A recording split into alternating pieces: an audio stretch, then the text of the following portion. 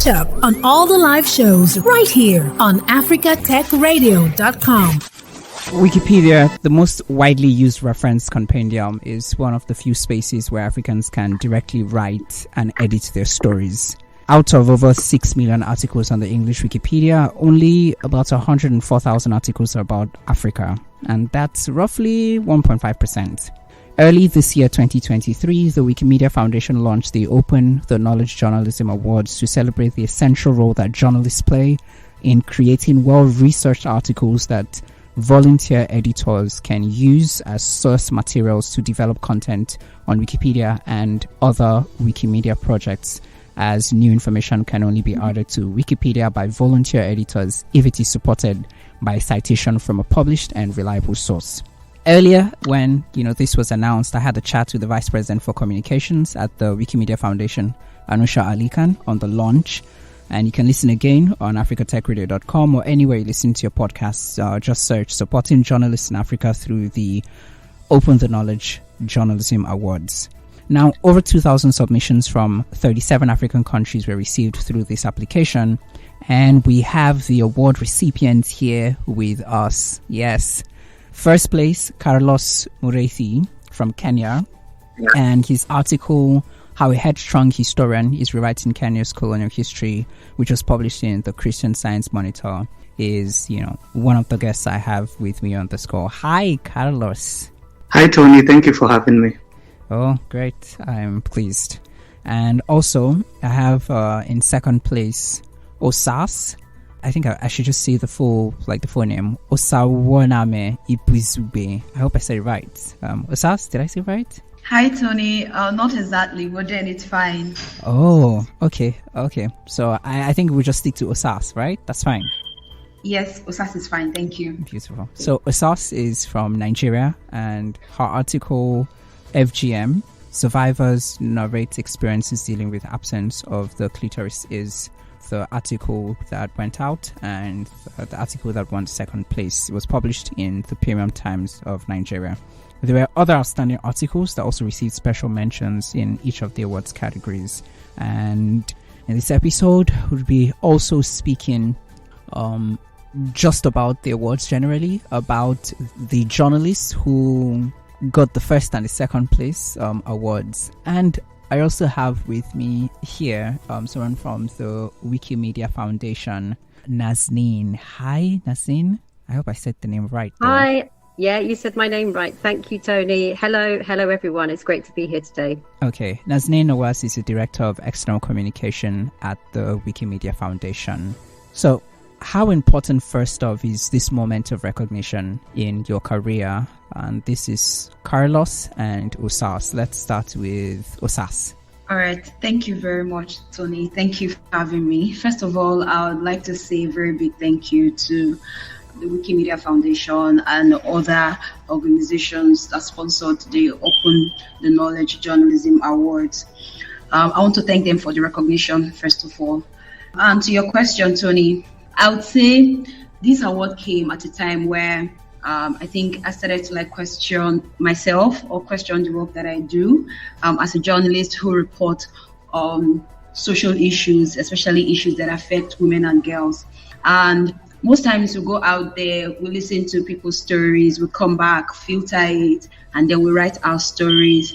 And sometimes you don't see the impact. Sometimes you listen to these very horrifying stories and sad stories. You go back home and you think about the experiences that you've just heard. Oftentimes my skin cringes. And at this period, I started questioning, okay, is this work that I do, is it really impactful? Oftentimes I write stories and tell stories and it just ends there. So I think when this award came, it kind of gave me validation to say that, okay, you are doing the right thing for a foundation as big as Wikimedia Foundation to see your work as a journalist worthy enough to be on the Wikimedia or on the Wikipedia page, the number one knowledge space of the world. So it was a very big one for me. Yeah, I would say. And Carlos? Thank you, Tony. So yeah, firstly, I'm also honored and delighted that this article was recognized by the Wikimedia Foundation, and acknowledge the great work by my colleagues, my fellow journalists who submitted their work for consideration. So my stories tend to be people-driven and they focus on Africa. I love to write about issues affecting African people in different African countries. And I love using stories of ordinary people as entry points for my story and to center those personal narratives to discuss issues. So this recognition, I feel it validates the work that I do to tell stories of African change makers, like the subject of my story, who is a Kenyan historian. And it also validates my work in the sense that I try to put the voices of local change makers on the global stage. And for this article to be chosen out of more than 2,000 submissions from dozens of African countries, I mean, that's a great recognition and honor for my work, and it motivates me and encourages me to profile more Africans doing amazing things on the continent. Now, what impact do you think this would have on your career and the goals, the things you wish to achieve in your career, looking at where you started out from and where you are right now? Carlos and then Osas. I think it will, winning an award definitely gives you a platform. It gives you recognition from different people, whether it's fellow journalists or editors. So people will look at the work that I do in a different light and look at it in terms of, of a higher quality. And on a personal note, personally for my career trajectory, as I said earlier, I strive to write stories about local African people, stories about showing the impact that developments in society, whether it's about business, tech, or history in this case, or health, trying to show how those issues impact people. And in the future, I plan to write biographies of different change makers from different African countries. And I know such an award because I've received this award because of writing someone's profile. And I think it will give me more opportunities to write profiles of African change makers and to write and to make biographies of such people, or to even make documentaries about people making a difference on the continent. Interesting. Osas?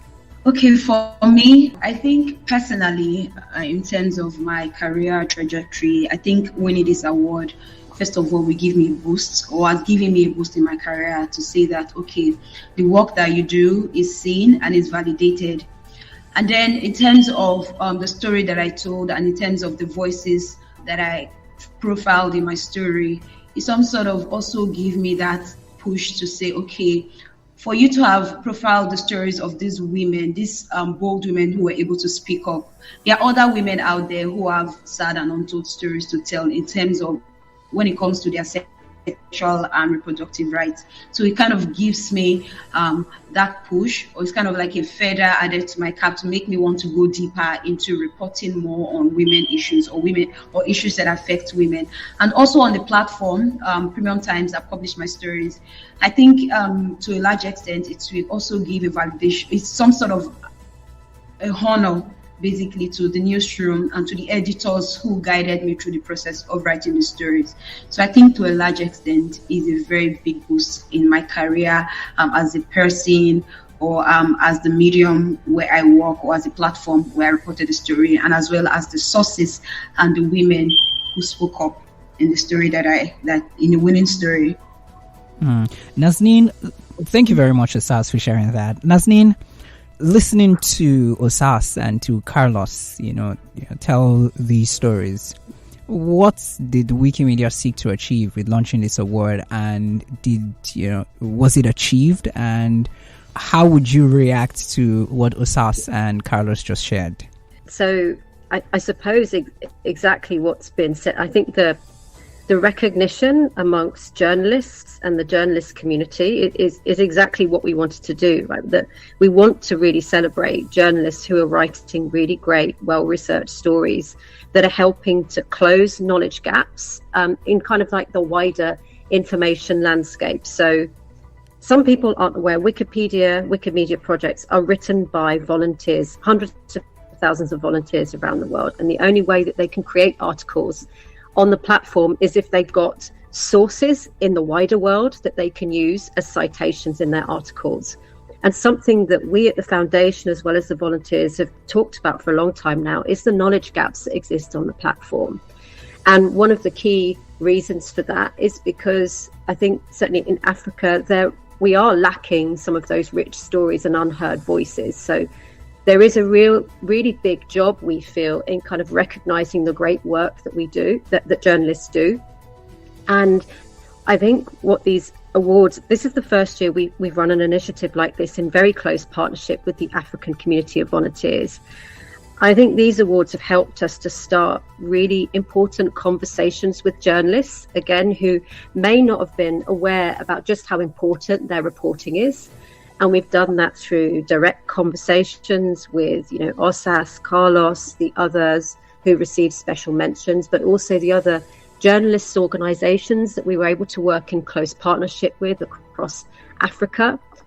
So that they are then able to, I suppose, champion those messages to others that these stories are absolutely critical. And we've absolutely gone some way in doing that. But of course, there is a lot to do.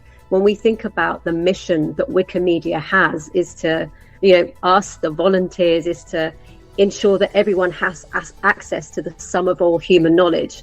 You can kind of get the sense that this is a really big job. Mm-hmm. And I think initiatives like the Journalism Awards are a really important step in helping us to start that important conversation, start that awareness raising, and to create those closer connections with journalists in the wider world, to help work towards that wider goal of closing the knowledge gaps. Mm. So we've had a great first year.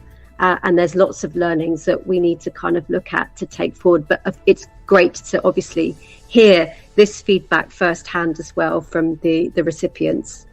Beautiful. Now, Carlos and Osas, I'm quite curious. What exactly motivated you or inspired you to become a journalist, take up this job? And how do you actually decide those stories that are worth telling?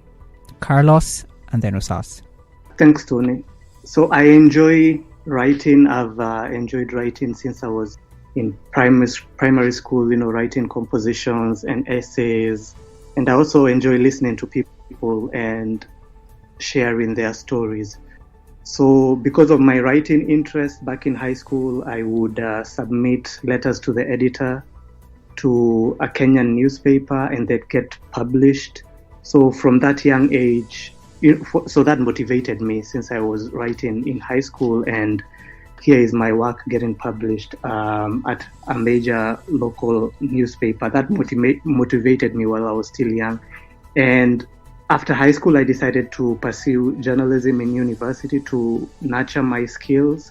And while in university, I was editor of a student publication there, and I started freelancing for the Daily Nation, which is the largest newspaper in Kenya. And that helped me to get fully into journalism when I graduated. Mm. And in terms of how I decide what stories are worth telling, I follow developments in local news. I read a lot of newspapers. I watch a lot of TV news. And I speak with my sources on a regular basis. So that helps me get ideas to write. And since I work at an international publication at the Associated Press, I look at things that are happening locally and I try to find what may interest an international audience, and I pursue that. Mm-hmm. And Osas, what inspired you? Okay, thank you, Tony. And thank you, Carlos, for sharing that. It's very inspiring. For me, I think being a journalist is me living out my dream. I've always known I wanted to be a journalist right from when I was young. In primary school, I would any activity at school or in church, during graduation ceremonies and all that stuff, I would introduce newscasting as part of the activities, even though it was not in the curriculum or in the agenda.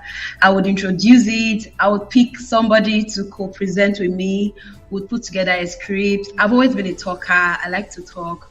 And I think the glitz and the glamour of being on TV was what really attracted me at that early stage. I had an aunt who was a veteran TV presenter who would watch her on TV. She would deliver the news. I'd always admired her, and I've always wanted to, I want to be on TV. I want to be a journalist. I would say it right from when I was small. And then I finished high school. I finished secondary school. And then I think it was luck, or I would say it was God's plan, when my auntie, who is the veteran broadcaster, reached out to my parents to say that she needed somebody who could help her with her kids.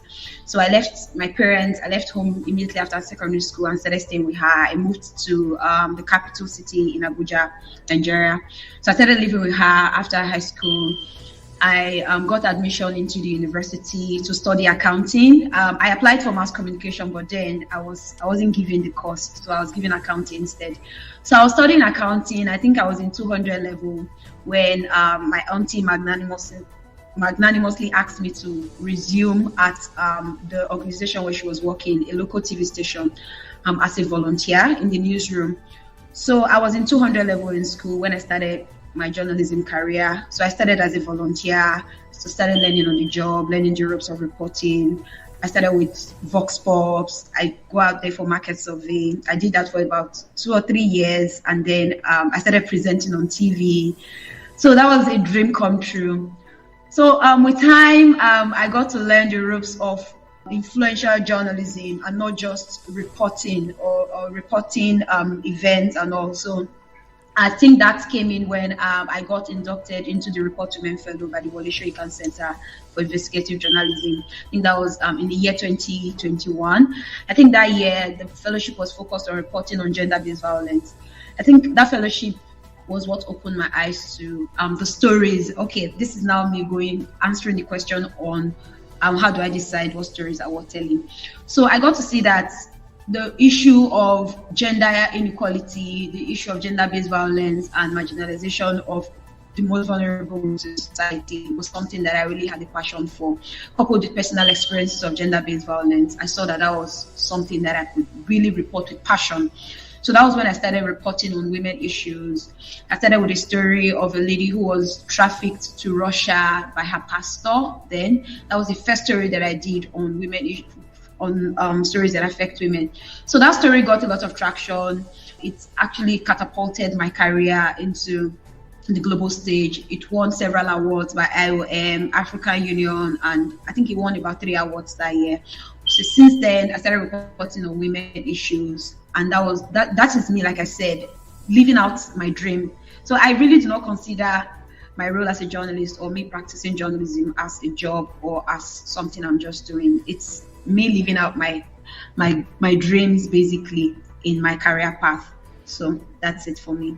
Nice. I like that. These two stories would inspire anyone who thinks about getting into being a journalist or working in the space.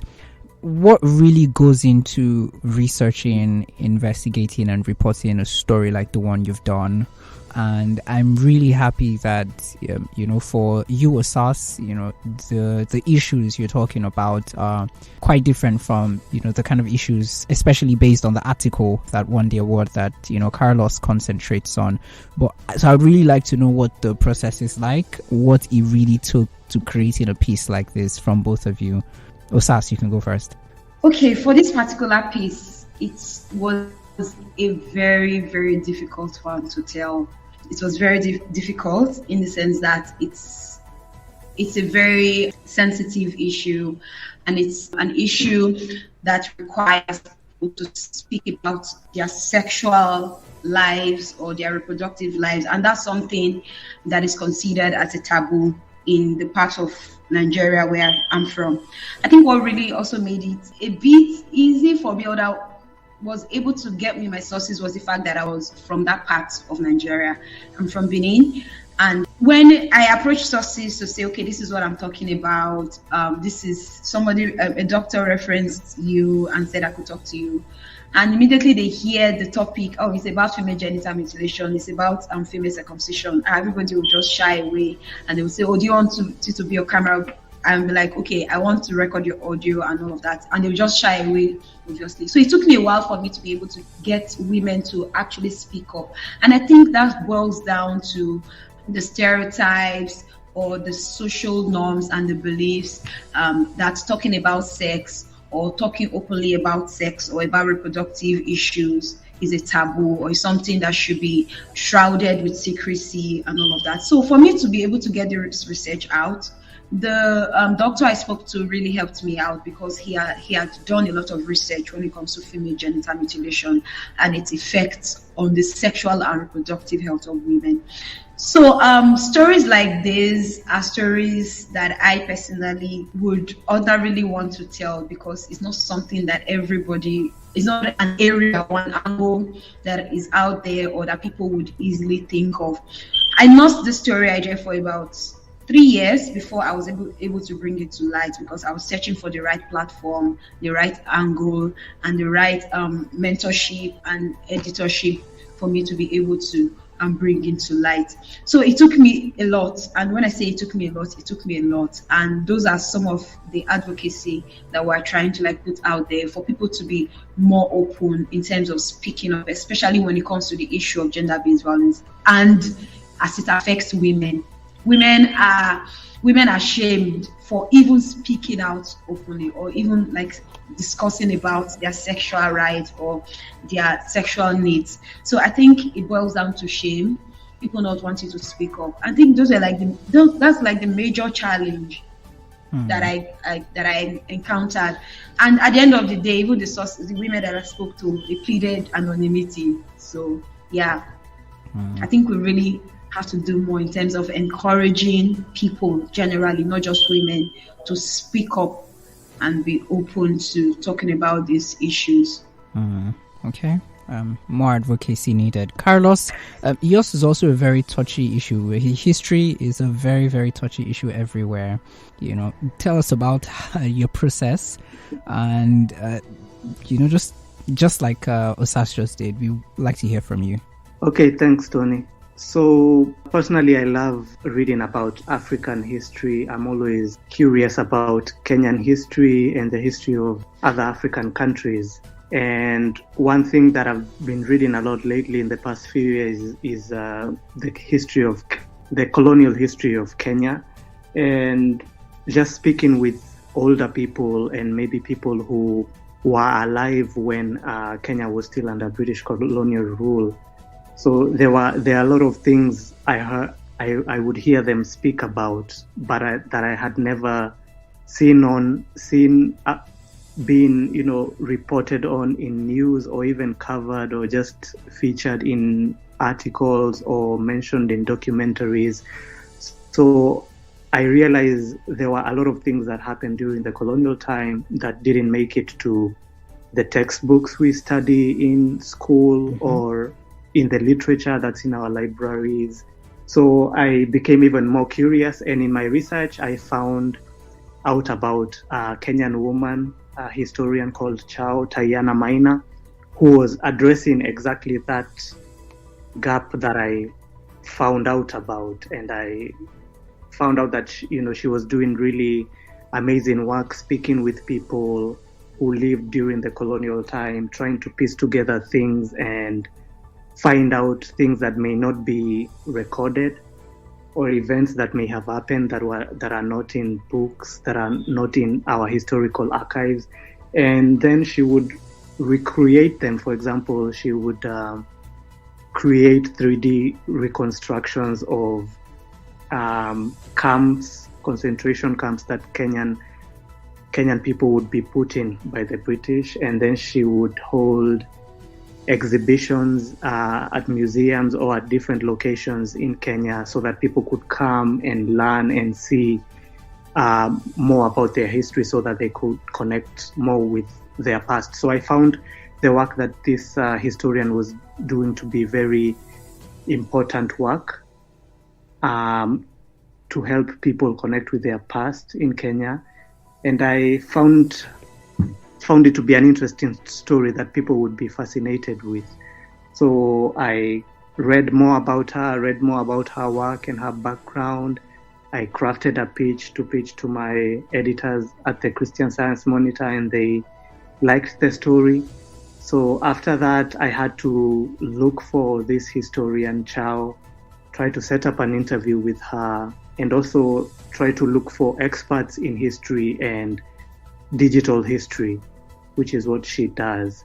Finding her was not difficult, but setting up an interview with her was difficult because she is a very busy person.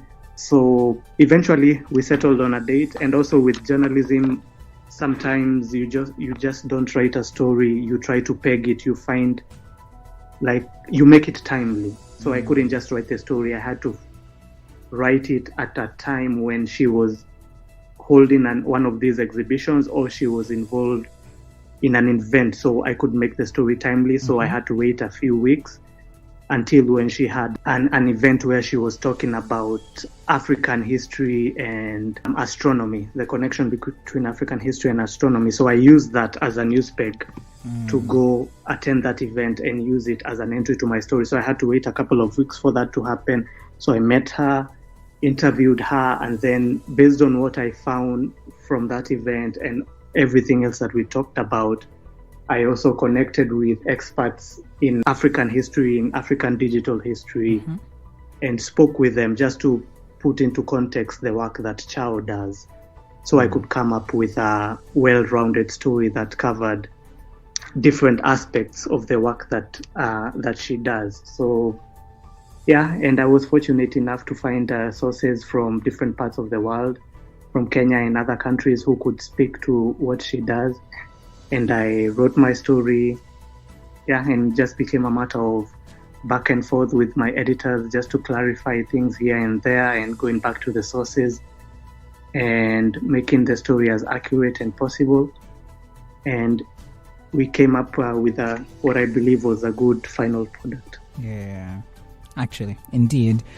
Nazneen, we're not leaving you out of the conversation at all. Can you talk us through the selection process? What were the most important things that was considered by the judges in selecting these two well-researched articles from the over 2,000 submissions? Yeah, sure. So it was no easy thing. I can imagine. Because over 2,000 articles I think we received on very many topics, and that's why it's great to have this moment in time to be able to celebrate just the level and depth of research and investigation that's kind of gone into them. So as I said earlier, we work really closely with a working group of African volunteer editors within the community to identify what are the categories that we really feel we want people to submit their articles under. And the decisions around that were really led around, where are the biggest knowledge gaps around African history on Wikipedia. And so the categories that we have are around arts, culture, heritage and sports, health, climate change and environment, women and youth, digital and human rights. And in thinking about the criteria that we felt was important this time around was the fact that we really wanted journalists who are from Africa and residing on the continent, writing about Africa. The articles should of course be about the African continent, and this was really important. Originality, so articles that are original work, they're in depth, they have analysis and investigative reporting, which I'm sure you'll agree from hearing our award recipients today, just so much work has gone into crafting and uncovering those stories. And going alongside that originality, looking for reliability and accuracy. So again, looking at the research, having objective insights in there, a range of perspectives. And so in thinking about, how we would judge this, we obviously work very closely to the criteria, but we also, as well as the working group looking at the articles that came in, we also worked with a number of external partner organisations, such as the Association of Media Women in Kenya, Kenyan Union of Journalists, experts from those fields who could help us to advise on how to go about selecting the articles that receive those recognitions. But yeah, it was not easy. It was not easy. And I think the really fascinating thing was just the range of stories that were coming through, from those that were, really celebratory to those that were covering really hard-hitting, sensitive topics, but all of which we feel are really important in presenting that really true and accurate representation of African stories, African lives and cultures and traditions. Now, does this mean that we have, say, about 2,000 researched articles that volunteer editors can, use to make articles and art and information on Wikipedia? And what effect or of what benefit, this particular award, what benefit was it to the mission and the goal that the Wikimedia Foundation already has? Yeah, so definitely, I think I can't remember the exact number, but over 2,000 articles Wikimedia editors now have access to in a central repository to be able to create and create articles. So that has been a huge benefit of this first year, is in receiving those sources. And we are so thankful to have been able to work with a number of media associations in and around Africa that have helped us to really promote these awards to a really wide range of journalists, to enable that, such a high level of entries to come through. But as well as that, I think as I mentioned before, the real impact also lies in actually starting the conversations and awareness raising of just how important really good journalism is, in closing knowledge gaps in the wider information space, but also the importance to journalism in helping to close knowledge gaps on Wikipedia. So I think this year the awards have done a tremendous job in achieving those aims and set us up really well in thinking about, where we go from here. Not just in terms of the journalism awards, but also in working with and supporting communities to close those knowledge gaps. With the explosion of digital media formats and platforms and tools, improved tech tools, AI is like the buzzword now. What role do journalists, still have to play in the society in terms of ensuring that the information that we get, we exchange, we receive, is accurate and is reliable? Yeah, no, this is such an interesting and very timely question, obviously, because, we're seeing technologies transform how people write and create information. I would say, certainly from the perspective of Wikimedia, we've always been a human-centered project that's really valued humans at the core of that. All of the policies around keeping information reliable, accurate and neutral, they were all created by humans, and all of the work to kind of moderate articles is very much led by humans on the platform. Editors do use AI tools and have done for a number of years in helping to, I suppose, streamline tasks to make their lives easier. And that's where we feel, technology working in hand with humans is great and really important. But we do think that nothing can replicate or should replicate the work that humans do on Wikipedia, but also in the wider information space.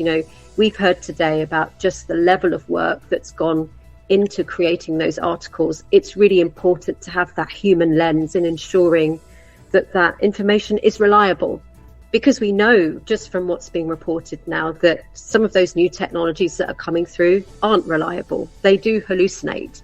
Yeah. So yeah, I think humans are really critical in playing a role in creating knowledge and making that accessible. Osas and Carlos, we've had some form of information explosion in the last couple of years.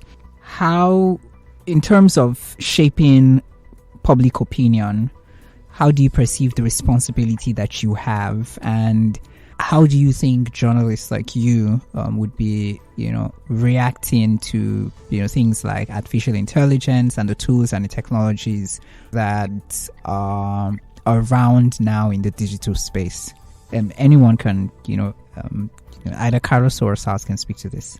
I think journalists still have a huge responsibility in shaping public opinion because we are the gatekeepers of information. We carefully select and present stories that resonate and connect with audiences.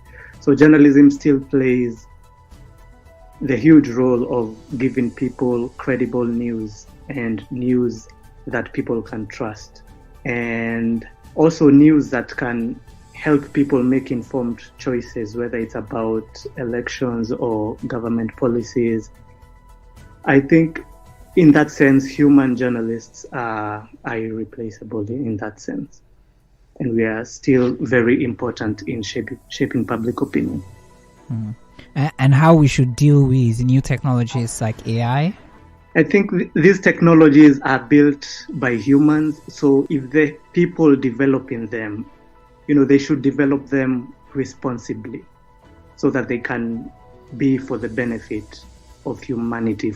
So they can basically be responsible tools, because even though they're machines, even though it's AI, it's technology, the people behind, the people building these tools, the people feeding these tools with information are human beings. So it's about doing responsible technology and building responsible tools. Yeah, Osas? Okay, for me, just to add to what Carlos has said, I strongly believe in the agenda setting power of the media in terms of shaping public opinion. We have the power to determine what topic becomes the focus of discussion at a particular time or at a particular period. So I think to a large extent, the information that we put out there, I owe it a responsibility to my immediate community and my country at large as a journalist to ensure that the information that we divulge to the public are accurate and they are well researched. And in terms of technology, AI, like we said, I think AI is just there to help us, because in terms of storytelling or in terms of my role as a journalist, I do not believe that AI has that human connection in terms of empathy. I think it is devoid of empathy. It is devoid of emotion. Okay. Yes. Thank you very much, Asas. But then, just wrapping up, yeah. How would you want to speak to colleagues and to aspiring journalists who would want to get to the point where you're at now? Osas and then Carlos, colleagues like yourself who are at the stage where you are, looking at the role that journalists have to play, and then aspiring journalists.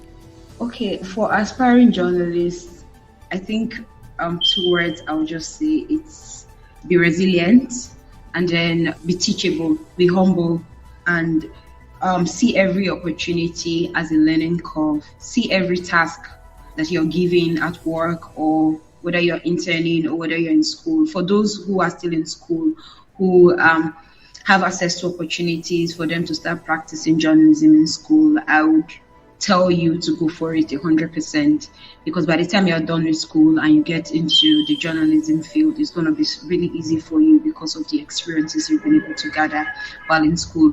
And for those who are not in school, who are out there, who are wondering, or who were at a place where I was some years ago, wondering, how am I going to sustain myself with this job? Will I be able to compete with this job? I believe you should just stay resilient. Put all of your passion into it. I think journalism is a passion at the end of the day. If you have passion for it, it's going to pay off in the long run. Be teachable, learn at every given opportunity, every meeting you find yourself, any events they send you to, every task you're given, see it as a learning curve. Don't see it as, it's just another more work added to my work. I think that's something that really paid off for me, because I'll take up even other people's task as my task and complete it in the course of it. So I think that's what I would say. And then for colleagues who are where I believe that the sky is big enough for all of us. I believe that there are enough opportunities out there for all of us. Let's keep striving. Let's keep supporting each other. And yes, I believe we'll make it through. Thank you. Okay, thank you. Carlos? For aspiring journalists, I would encourage them to be persistent, because this job may oftentimes entails chasing stories for a long time, chasing sources who may not be responding. So you need to be persistent and patient. And also, I would encourage them to read a lot, to be informed about the topics that they want to cover, the bits that they want to write about, be very knowledgeable, and also find ways to practice the craft. Sometimes it may not be easy to get a full-time job, so sometimes freelancing may be a great way to get in. So try to freelance as much as possible when you're starting out, and that may help get your foot in the door in some news organizations. And also learn new skills. If you're a writer, try to pick up a camera, try to learn how to take photos, try to learn how to take video, because these skills come in handy. And many newsrooms now, because we are in the digital age, and many newsrooms have digital presence. So you may be required to come with more than just one skill. So you may be good at writing, but you may be sometimes required to help in doing some multimedia work. So learn new skills too. Thank you very much for that. Nazneen, in terms of working more, with more journalists on the continent, what are the next steps? Are there any next steps?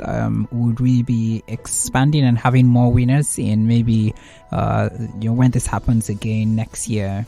So we're definitely looking at the learnings that we had this year and thinking about like what the future for the awards look like. There's a few things that we want to think about. At the moment, these awards are Pan-African. Could they work in a different format by being more country focused, for example? So there's still some thinking to do there, but we will continue those conversations with our community. And I suppose the thing that we want to continue to promote as we do that is the importance of journalism, and really journalists do hold the key to unlocking a more diverse and inclusive narrative of Africa, and very much kind of calling to them to help promote these diverse stories that celebrate equity and inclusion, uncover untold histories and voices to present that richer and more accurate narrative of Africa in the world. Beautiful. Thank you very much. Truly, African journalists are helping to expand the knowledge base about the continent on Wikipedia. We've heard the story of Carlos Mureithi and Osaruonamen Ibizugbe. Carlos is a journalist from Kenya, and Osas is a media communications and gender advocate and journalist also based in Nigeria. There were 4 other standing articles that received special mentions, and I think it's quite important that we also recognize them there. A special mention in arts, culture, heritage and sports. Anu Adeoye from Nigeria was on the Benin Bronzes and the Road to Restitution, published in the Financial Times. And then Digital and Human Rights, that's Philip Obaje Jr. From Nigeria, and was on the silencing of Sudan's journalists again, Al Jazeera Journalism Review. And then another special mention in the health, climate change and environment went to Jackson Ambole from Kenya for how Mombasa's yogurt cups powered a reforestation drive, published in Al Jazeera. And then finally on women and youth, Jacqueline Muchazureka from Zimbabwe, the story of how a Zimbabwean woman treated obstetric fistula despite criticism from her church and community. I want to say a big thank you to Osaruonamen Ibizugbe for sharing, her story and, coming on here, to join the virtual celebration, which was organized today. Thank you very much, Osaruonamen, for the time. Thank you, Tony, for having me. Beautiful. And Carlos Mureithi, thank you very much also for sharing here with us your time, what it took, and for joining the virtual celebration. Thank you, Tony, for hosting me. And I'm happy to share my input with fellow journalists and the rest of the world. And thanks also to Nazneen Nawaz, Director of External Communication at the Wikimedia Foundation. And thanks to the Wikimedia Foundation for everything it does and for helping to ensure that we get accurate and reliable information when we need these information. Thank you. Thanks for listening, and don't forget to catch up on all the live shows right here on africatechradio.com.